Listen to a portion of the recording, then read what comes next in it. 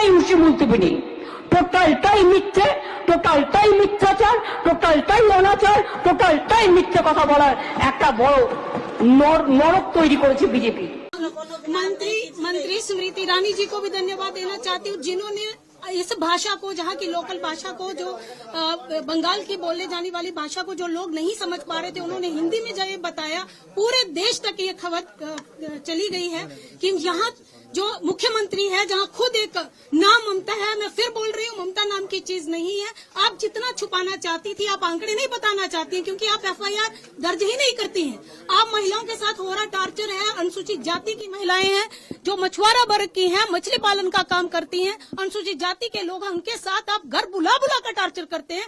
आपके नेता, आप उनको संरक्षण देती हैं, आप उनको संभाल कर अपने पनाह देती हैं। तो आपको मैं चाहती हूँ कि देश आपको माफ नहीं करेगा, देश आपको एक एक सवाल का जवाब मांगेगा, क्योंकि आज एक बहन हमारे सामने हिम्मत करके आई है, वो अपनी आप भी आपके सामने भी रखेगी। और हम लोग पूरा कमीशन, क्योंकि कमीशन किसी से डरता नहीं है, कमीशन एक संवैधानिक पद है और हम लोग इन्हीं की हितों की रक्षा करने के लिए हम लोगों को भेजा गया है।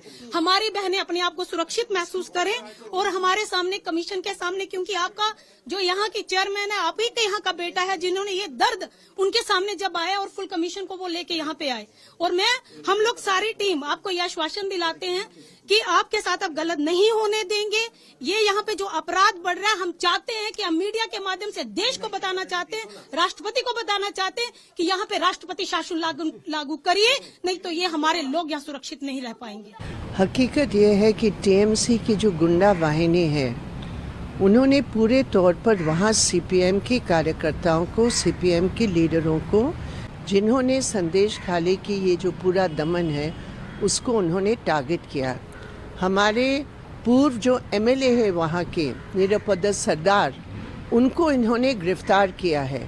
आज पूरे पश्चिम बंगाल में लोग सड़कों पर है इस बात को लेकर कि पूर्व MLA को रिहा करो, और संदेश खाली की जो दमन की जो नीति है, महिलाओं के ऊपर जो अत्याचार की तमाम रिपोर्ट्स अभी सामने आ रहे हैं, उसके बारे में तुरंत कार्रवाई करो।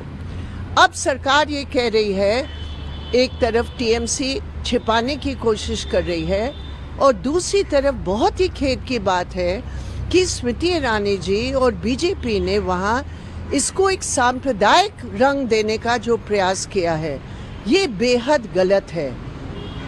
महिलाओं के ऊपर जो अत्याचार हुए हैं, एक कम्युनिटी का नहीं लीडर जो TMC का है, वो वहाँ जो TMC की लीडर है वो विभिन्न कम्युनिटी से बिलोंग करते हैं, सभी उसमें आरोपी है।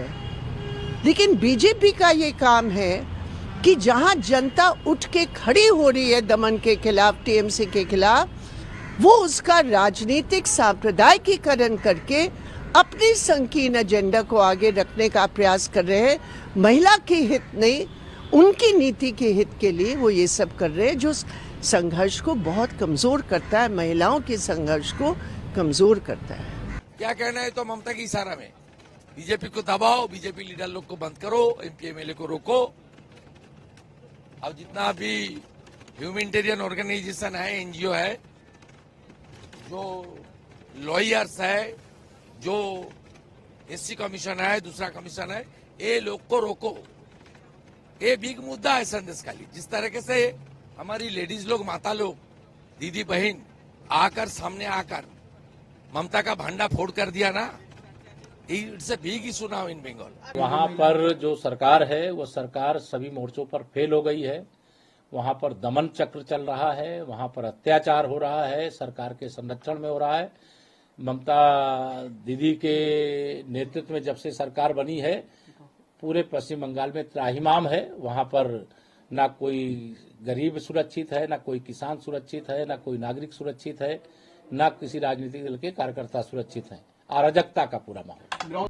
हमसे जुड़े रहने के लिए हमारे YouTube चैनल को सब्सक्राइब करें और नई वीडियो की नोटिफिकेशन के लिए बेल आइकॉन को दबाएं।